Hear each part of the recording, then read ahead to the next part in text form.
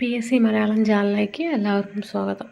ഇന്ന് നമ്മൾ ചർച്ച ചെയ്യുന്നത് നവംബർ 29 പുറത്തിറങ്ങിയ തൊഴിൽ വാർത്തയിലെ പുതിയ SCERT ചാപ്റ്ററുകൾ ബേസ് ചെയ്തിട്ടുള്ള പോയിന്റുകളാണ് കേട്ടോ. അപ്പം നമുക്ക് വീഡിയോയിലേക്ക് കിടക്കാം. ഫസ്റ്റ് പോയിന്റ്, ദേശീയ സഭ ഫ്രാൻസിനായി തയ്യാറാക്കിയ ഭരണഘടനയുടെ ആമുഖത്തിൽ നൽകിയിരുന്ന ഭാഗമേത്? മനുഷ്യാവകാശ പ്രഖ്യാപനം. ദേശീയ സഭ ഫ്രാൻസിനായി തയ്യാറാക്കിയ ഭരണഘടനയുടെ ആമുഖത്തിൽ നൽകിയിരുന്ന ഭാഗമേത്? മനുഷ്യാവകാശ പ്രഖ്യാപനം. സ്വതന്ത്രരും അവകാശങ്ങൾ തുല്യതയുള്ളവരുമായിട്ടാണ് മനുഷ്യർ ജനിക്കുന്നതും ജീവിക്കുന്നതും. ഇങ്ങനെ പ്രസ്താവിക്കുന്നതെന്ത്? ഫ്രഞ്ച് ഭരണഘടനയിലെ മനുഷ്യാവകാശ പ്രഖ്യാപനം. സ്വതന്ത്രരും അവകാശങ്ങളിൽ തുല്യതയുള്ളവരുമായിട്ടാണ് മനുഷ്യർ ജനിക്കുന്നതും ജീവിക്കുന്നതും. ഇങ്ങനെ പ്രസ്താവിക്കുന്നതെന്ത്? ഫ്രഞ്ച് ഭരണഘടനയിലെ മനുഷ്യാവകാശ പ്രഖ്യാപനം. ഫ്രഞ്ച് മനുഷ്യാവകാശ പ്രഖ്യാപനം ഏത് സംഭവത്തിൻ്റെ ഒരു പ്രധാന ഫലമാണ്? ഫ്രഞ്ച് വിപ്ലവത്തിൻ്റെ. ഫ്രഞ്ച് മനുഷ്യാവകാശ പ്രഖ്യാപനം ഏത് സംഭവത്തിൻ്റെ ഒരു പ്രധാന ഫലമാണ്? ഫ്രഞ്ച് വിപ്ലവത്തിൻ്റെ. ഫ്രഞ്ച് വിപ്ലവാനന്തരം ദേശീയ സഭ പുറത്തിറക്കിയ പുതിയ കടലാസ് കറൻസി ഏത്? അസൈനാറ്റ്.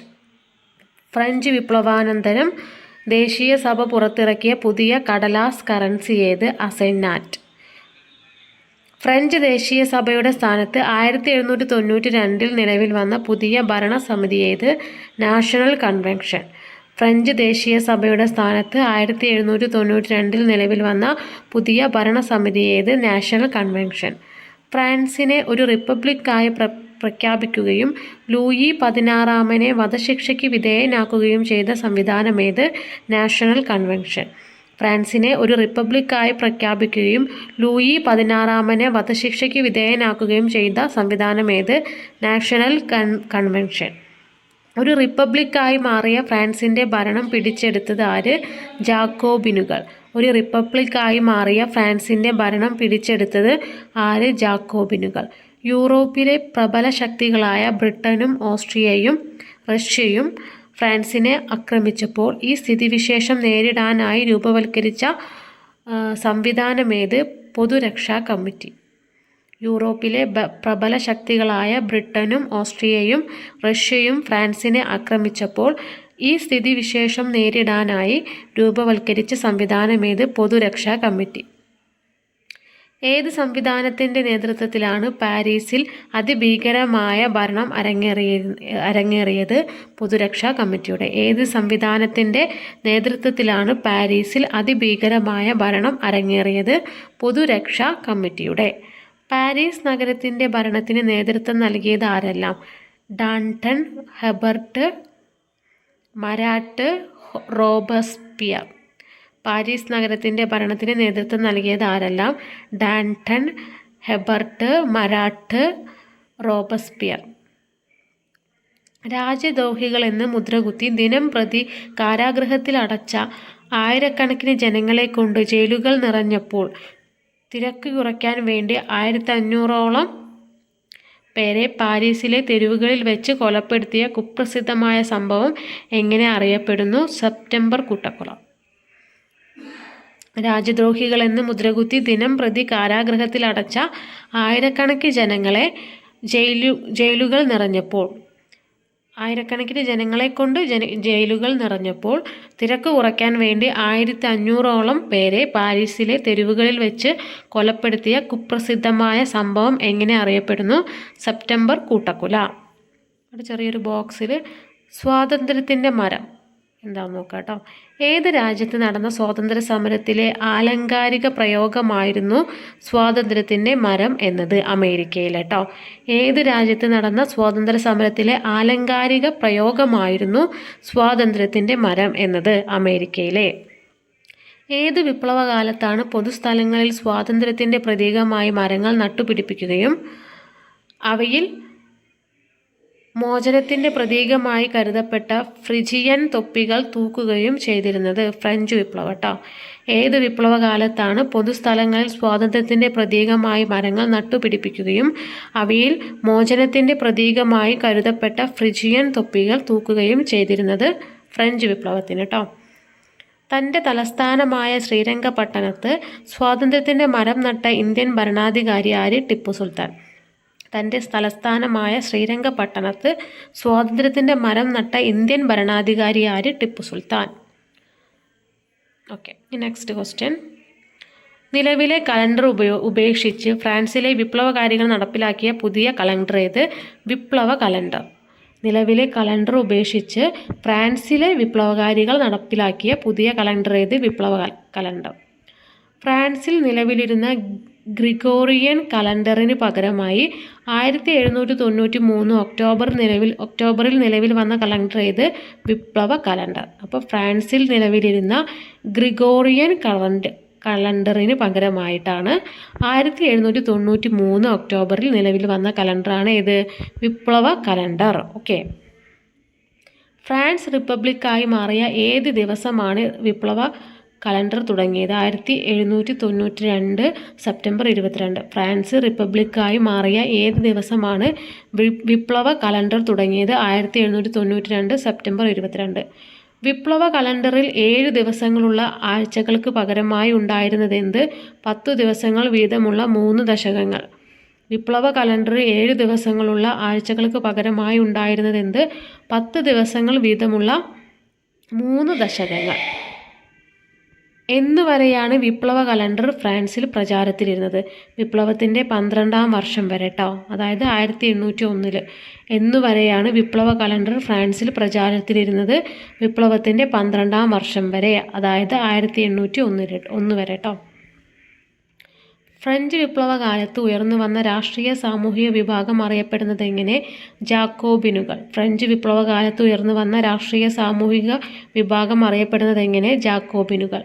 ഈ വിഭാഗം ജാക്കോബിനുകൾ എന്നറിയപ്പെടാൻ കാരണമെന്ത്? ആദ്യകാലത്ത് യോഗം ചേർന്നിരുന്നത് ജാക്കോബിൻ കോൺവെൻറ്റിൽ ആയിരുന്നതിനാൽ. ഈ വിഭാഗം ജാക്കോബിനുകൾ എന്നറിയപ്പെടാൻ കാരണമെന്ത്? ആദ്യകാലത്ത് യോഗം ചേർന്നിരുന്നത് ജാക്കോബിൻ കോൺവെൻറ്റിൽ ആയിരുന്നതിനാൽ.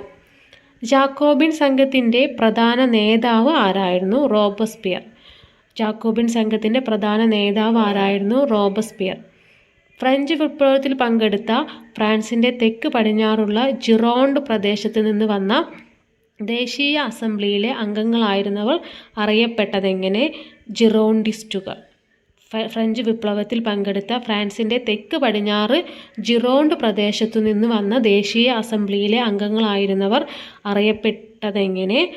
ജിറോണ്ടിസ്റ്റുകൾ. ജാക്കോബിനുകളിൽ നിന്ന് ജിറോണ്ടിസ്റ്റുകൾക്കുള്ള പ്രധാന വ്യത്യാസം എന്തായിരുന്നു? മിതവാദ നിലപാടുകാരായിരുന്നു അവർ കേട്ടോ. ജാക്കോബിനുകളിൽ നിന്ന് ജിറോണ്ടിസ്റ്റുകൾക്കുള്ള പ്രധാന വ്യത്യാസം എന്ന് പറയുന്നത് മിതവാദ നിലപാടുകാരായിരുന്നു. ഭൂവുടമകളും വ്യാപാരികളുമായ ഉന്നതവർഗക്കാരുടെ പ്രതിനിധികളായിരുന്നതാര്? ജിറോണ്ടിസ്റ്റുകൾ. ഭൂവുടമകളും വ്യാപാരികളുമായ ഉന്നതവർഗക്കാരുടെ പ്രതിനിധികളായിരുന്നതാര്? ജിറോണ്ടിസ്റ്റുകൾ. നെക്സ്റ്റ് ഒരു ബോക്സിൽ ഗില്ലറ്റിൻ എന്താണെന്ന് നോക്കാം കേട്ടോ. ഫ്രഞ്ച് വിപ്ലവ കാലത്ത്, അതായത് 1789 to 1799 കാലത്ത് കൂടുതൽ പേരെ പെട്ടെന്ന് ശിരച്ഛേദം ചെയ്ത് വധിക്കാനായി ഉപയോഗിച്ച ഭയാനകമായ ഉപകരണമേത്? ഗില്ലറ്റിൻ. ഫ്രഞ്ച് വിപ്ലവ കാലത്ത്, അതായത് 1789 to 1799 കൂടുതൽ പേരെ പെട്ടെന്ന് ശിരച്ഛേദം ചെയ്ത് വധിക്കാനായി ഉപയോഗിച്ച ഭയാനകമായ ഉപകരണമാണ് ഗില്ലറ്റിൻ. ഈ ആശയം നിർദ്ദേശിച്ച ആരുടെ പേരിലാണ് ഉപകരണം അറിയപ്പെട്ടത്? Doctor Joseph Ignace Guillotin. ഈ ആശയം നിർദ്ദേശിച്ച ആരുടെ പേരിലാണ് ഉപകരണം അറിയപ്പെട്ടത്? Doctor Joseph Ignace Guillotin. Louis 16 രാജാവിനെയും മാരി ആൻറ്റോയിനറ്റ് രാജ്ഞിയെയും വധിച്ചത് എങ്ങനെ? ഗില്ലറ്റിൻ ഉപയോഗിച്ചിട്ട്. ലൂയി 16 രാജാവിനെയും മാരി ആൻറ്റോയിനറ്റ് രാജ്ഞിയെയും വധിച്ചത് എങ്ങനെ? ഗില്ലറ്റിൻ ഉപയോഗിച്ച്. ഭീകരവാഴ്ചയുടെ കാലത്ത് ഗില്ലറ്റിന് വിധേയമാക്കപ്പെട്ട വിപ്ലവ നേതാവ് ആര്? റോബസ്പിയർ. ഭീകരവാഴ്ചയുടെ കാലത്ത് ഗില്ലറ്റിന് വിധേയമാക്കപ്പെട്ട വിപ്ലവ നേതാവ് ആര്? റോബസ്പിയർ. ഭീകരവാഴ്ച അവസാനിച്ച ശേഷം ഫ്രാൻസിൽ ഒരു പുതിയ ഭരണഘടന നിലവിൽ വന്ന വർഷമേത്? 1795. ഭീകരവാഴ്ച അവസാനിച്ച ശേഷം ഫ്രാൻസിൽ ഒരു പുതിയ ഭരണഘടന നിലവിൽ വന്ന വർഷമേത്? 1795. പുതിയ ഭരണഘടന പ്രകാരം നിലവിൽ വന്ന ഭരണ സംവിധാനമേത്? ഡയറക്ടറി. പുതിയ ഭരണഘടനാ പ്രകാരം നിലവിൽ വന്ന ഭരണ സംവിധാനമേത്? ഡയറക്ടറി. എത്ര അംഗങ്ങൾ അടങ്ങിയ ഭരണസമിതിയായിരുന്നു ഡയറക്ടറി? 5 അംഗങ്ങൾ കേട്ടോ. എത്ര അംഗങ്ങൾ അടങ്ങിയ ഭരണസമിതിയായിരുന്നു ഡയറക്ടറി? 5 അംഗങ്ങൾ. ഫ്രഞ്ച് വിപ്ലവത്തിൻ്റെ ഏറ്റവും പ്രകടമായ ഫലം എന്തായിരുന്നു? ഫ്രാൻസിലെ ഫ്യൂഡലിസത്തിൻ്റെ തകർച്ച. ഫ്രഞ്ച് വിപ്ലവത്തിൻ്റെ ഏറ്റവും പ്രകടമായ ഫലം എന്തായിരുന്നു? ഫ്രാൻസിലെ ഫ്യൂഡലിസത്തിൻ്റെ തകർച്ച. ഫ്രാൻസിൽ നടപ്പിലാക്കിയ ഏകീകൃത അളവ് തൂക്ക സമ്പ്രദായം ഏത്? മെട്രിക് സമ്പ്രദായം. ഫ്രാൻസിൽ നടപ്പിലാക്കിയ ഏകീകൃത അളവ് തൂക്ക സമ്പ്രദായം ഏത്? മെട്രിക് സമ്പ്രദായം. ആധുനിക ദേശീയത എന്ന ആശയം ഏത് വിപ്ലവത്തിൻ്റെ സംഭാവനയാണ്? ഫ്രഞ്ച് വിപ്ലവം. ആധുനിക ദേശീയത എന്ന ആശയം ഏത് വിപ്ലവത്തിൻ്റെ സംഭാവനയാണ്? ഫ്രഞ്ച് വിപ്ലവം. ഒരു രാജ്യത്തിൻ്റെ നിലനിൽപ്പ് രാജവംശത്തിലൂടെയല്ലാതെ ദേശീയ സ്വഭാവത്തിലൂടെ പ്രകടമാകാൻ തുടങ്ങിയത് ഏത് വിപ്ലവം മുതലാണ്? ഫ്രഞ്ച് വിപ്ലവം. ഒരു രാജ്യത്തിൻ്റെ നിലനിൽപ്പ് രാജവംശത്തിലൂടെയല്ലാതെ ദേശീയ സ്വഭാവത്തിലൂടെ പ്രകടമാകാൻ തുടങ്ങിയത് ഏത് വിപ്ലവം മുതലാണ്? ഫ്രഞ്ച് വിപ്ലവം. ഫ്രാൻസിൽ നിലവിലിരുന്ന ഡയറക്ടറിയെ പുറത്താക്കി അധികാരം പിടിച്ചെടുത്തതാര്? Napoleon Bonaparte. ഫ്രാൻസിൽ നിലവിലിരുന്ന ഡയറക്ടറിയെ പുറത്താക്കി അധികാരം പിടിച്ചെടുത്തതാര്? Napoleon Bonaparte. ഫ്രാൻസിൻ്റെ കിരീടം അഴുക്കുചാലിൽ കിടക്കുന്നത് ഞാൻ കണ്ടു. ഞാനാണത് വാളുകൊണ്ടെടുത്ത് വൃത്തിയാക്കി എൻ്റെ തലയിൽ തന്നെ വെച്ചു. ആരാണ് ഇപ്രകാരം അഭിപ്രായപ്പെട്ടത്? Napoleon Bonaparte. ഫ്രാൻസിൻ്റെ കിരീടം അഴുക്കുചാലിൽ കിടക്കുന്നത് ഞാൻ കണ്ടു. ഞാനത് വാളുകൊണ്ടെടുത്ത് വൃത്തിയാക്കി എൻ്റെ തലയിൽ തന്നെ വെച്ചു. ആരാണ് ഇപ്രകാരം അഭിപ്രായപ്പെട്ടത്? Napoleon Bonaparte. ഫ്രഞ്ച് സൈന്യത്തിൽ നെപ്പോളിയൻ വഹിച്ചിരുന്ന പദവി ഏത്? Brigadier general. ഫ്രഞ്ച് സൈന്യത്തിൽ നെപ്പോളിയൻ വഹിച്ചിരുന്ന പദവി ഏത്? Brigadier general. ഡയറക്ടറിക്ക് പകരമായി നെപ്പോളിയൻ സ്ഥാപിച്ച പുതിയ ഭരണ സംവിധാനം ഏത്? 3 കോൺസൽമാർ അടങ്ങുന്ന ഭരണ സംവിധാനം. ഡയറക്ടറിക്ക് പകരമായി നെപ്പോളിയൻ സ്ഥാപിച്ച പുതിയ ഭരണ സംവിധാനം എന്ത്? 3 കോൺസൽമാർ അടങ്ങുന്ന ഭരണ സംവിധാനം. കോൺസൽ ഭരണ സംവിധാനത്തിലെ 1-ാം കോൺസൽ ആരായിരുന്നു? നെപ്പോളിയൻ. കോൺസൽ ഭരണ സംവിധാനത്തിലെ 1-ാം കോൺസൽ ആരായിരുന്നു? നെപ്പോളിയൻ. ഫ്രാൻസിൻ്റെ ചക്രവർത്തിയായി സ്വയം അധികാരമേറ്റതാര്? Napoleon Bonaparte. ഫ്രാൻസിൻ്റെ ചക്രവർത്തിയായി സ്വയം അധികാരമേറ്റതാര്? Napoleon Bonaparte. ആരുമായി നെപ്പോളിയൻ ഉണ്ടാക്കിയ കരാറായിരുന്നു കൺകോർഡൻറ്റ്? പോപ്പുമായി. ആരുമായി നെപ്പോളിയൻ ഉണ്ടാക്കിയ കരാറായിരുന്നു കൺകോർഡൻറ്റ്? പോപ്പുമായി ട്ടോ. ഫ്രാൻസിൽ കത്തോലിക്ക സഭയുടെ പ്രവർത്തന സ്വാതന്ത്ര്യം പുനഃസ്ഥാപിക്കാൻ കാരണമായ കരാർ ഏത്? കൺകോർഡൻറ്റ്. ഫ്രാൻസിൽ കത്തോലിക്ക സഭയുടെ പ്രവർത്തന സ്വാതന്ത്ര്യം പുനഃസ്ഥാപിക്കാൻ കാരണമായ കരാർ ഏത്? കൺകോർഡൻറ്റ്.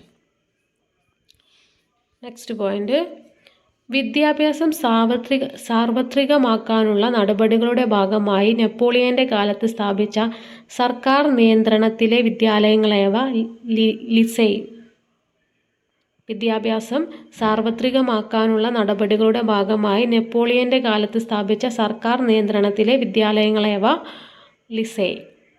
നെപ്പോളിയൻ്റെ കാലത്ത് ആരംഭിച്ച ദേശീയ സർവകലാശാല സമ്പ്രദായം ഏത്? യൂണിവേഴ്സിറ്റി ഓഫ് ഫ്രാൻസ് ട്ടോ. നെപ്പോളിയൻ്റെ കാലത്ത് ആരംഭിച്ച ദേശീയ സർവകലാശാല സമ്പ്രദായം ഏത്? University of France. നെപ്പോളിയൻ്റെ കാലത്തെ സാമ്പത്തിക പരിഷ്കാരങ്ങളുടെ ഭാഗമായി ഏകീകൃത കറൻസി സമ്പ്രദായം നടപ്പിലാക്കാനായി സ്ഥാപിച്ച ബാങ്ക് ഏത്? Bank of France. നെപ്പോളിയൻ്റെ കാലത്തെ സാമ്പത്തിക പരിഷ്കാരങ്ങളുടെ ഭാഗമായി ഏകീകൃത കറൻസി സമ്പ്രദായം നടപ്പിലാക്കാനായി സ്ഥാപിച്ച ബാങ്ക് ഏത്? Bank of France. നെപ്പോളിയൻ്റെ മുഖ്യ ശത്രു ഏത് രാജ്യമായിരുന്നു? ബ്രിട്ടൻ. നെപ്പോളിയൻ്റെ മുഖ്യ ശത്രു ഏത് രാജ്യമായിരുന്നു? ബ്രിട്ടൻ. ബ്രിട്ടനെ സാമ്പത്തികമായി തകർക്കാനായി നെപ്പോളിയൻ ആവിഷ്കരിച്ച പദ്ധതി ഏത്? കോണ്ടിനെൻ്റൽ വ്യവസ്ഥ. ബ്രിട്ടനെ സാമ്പത്തികമായി തകർക്കാനായി നെപ്പോളിയൻ ആവിഷ്കരിച്ച പദ്ധതി ഏത്? കോണ്ടിനെൻ്റൽ വ്യവസ്ഥ. ബ്രിട്ടൻ നെപ്പോളിയനുമേൽ അന്തിമ വിജയം നേടിയ യുദ്ധം ഏത്? 1815 വാട്ടർലൂ യുദ്ധം. ബ്രിട്ടൻ നെപ്പോളിയനുമേൽ അന്തിമ വിജയം നേടിയ യുദ്ധം ഏത്? 1815 വാട്ടർലൂ യുദ്ധം. നെപ്പോളിയൻ്റെ പരാജയത്തിനു ശേഷം യൂറോപ്പിലെ രാജ്യങ്ങൾ 1815 ചേർന്ന യോഗമേത്? വിയന്ന സമ്മേളനം. നെപ്പോളിയൻ്റെ പരാജയത്തിനു ശേഷം യൂറോപ്പിലെ രാജ്യങ്ങൾ 1815 ചേർന്ന യോഗമേത്? വിയന്ന സമ്മേളനം. വിയന്ന സമ്മേളനത്തിന് നേതൃത്വം നൽകിയത് ഓസ്ട്രിയൻ ചാൻസലർ ആര്? മെറ്റേണിച്ച്. വിയന്ന സമ്മേളനത്തിന് നേതൃത്വം നൽകിയ ഓസ്ട്രിയൻ ചാൻസലർ ആര്? മെറ്റേണിച്ച്. ഏത് സംഭവത്തോടെയാണ് യൂറോപ്പിലെ ഫ്രഞ്ച് മേധാവിത്വം അവസാനിച്ചത്? വിയന്ന സമ്മേളനം. ഏത് സംഭവത്തോടെയാണ് യൂറോപ്പിലെ ഫ്രഞ്ച് മേധാവിത്വം അവസാനിച്ചത്? വിയന്ന സമ്മേളനം. അസൈനാറ്റ്. എന്താണ് അസൈനാറ്റിനെ കുറിച്ചുള്ള പോയിന്റുകൾ നോക്കാം. 1789 ഫ്രാൻസിൽ പുറത്തിറക്കിയ പേപ്പർ കറൻസി ആയിരുന്നു അസൈനാറ്റ്. 1789 ഫ്രാൻസിൽ പുറത്തിറക്കിയ പേപ്പർ കറൻസി ആയിരുന്നു അസൈനാറ്റ്. ഫ്രഞ്ച് സമ്പദ് വ്യവസ്ഥയെ സുസ്ഥിരമാക്കാനും ദേശീയ കടം വീട്ടാനുമുള്ള ബോണ്ട് പണവുമായി ഇതിനെ ഉപയോഗിക്കാൻ തീരുമാനിച്ചു. എന്താ പറഞ്ഞത്? ഫ്രഞ്ച് സമ്പദ് വ്യവസ്ഥയെ സുസ്ഥിരമാക്കാനും ദേശീയ കടം വീട്ടാനുമുള്ള ബോണ്ട് പണവുമായി ഇതിനെ ഉപയോഗിക്കാൻ തീരുമാനിച്ചു. കാലക്രമേണ സർക്കാർ ചെലവുകൾ വഹിക്കാനായി അമിതമായ അളവിൽ അസൈനാറ്റ് അടിച്ചിറക്കാൻ തുടങ്ങി. ഇത് വൻതോതിലെ പണപ്പെരുപ്പത്തിനും കറൻസിയുടെ ദ്രുതഗതിയിലുള്ള മൂല്യത്തകർച്ചയ്ക്കും കാരണമായി. കാലക്രമേണ സർക്കാർ ചെലവുകൾ വഹിക്കാനായി അമിതമായ അളവിൽ അസൈനാറ്റ് അടിച്ചിറക്കാൻ തുടങ്ങി. ഇത് വൻതോതിലെ പണപ്പെരുപ്പത്തിനും കറൻസിയുടെ ദ്രുതഗതിയിലുള്ള മൂല്യത്തകർച്ചയ്ക്കും കാരണമായി.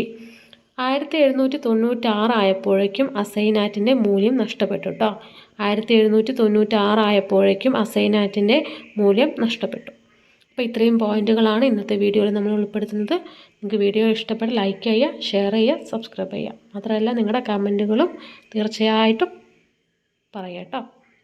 അതുപോലെ നിങ്ങളുടെ സജഷൻസും പറയാം. ഇനി ഏതൊക്കെ പോയിന്റുകളാണോ, അതുപോലെ PSC ബുള്ളറ്റ് ഇതുപോലെ വീഡിയോസ് ഇതിന് വേണ്ടിയിട്ട് നിങ്ങൾ വെയിറ്റ് ചെയ്യുന്നുണ്ടോ, നിങ്ങൾക്കത് ഉപകാരപ്രദമാവോ എന്നുള്ളതൊക്കെ കമൻറ്റ് ചെയ്യാം കേട്ടോ. Thank you.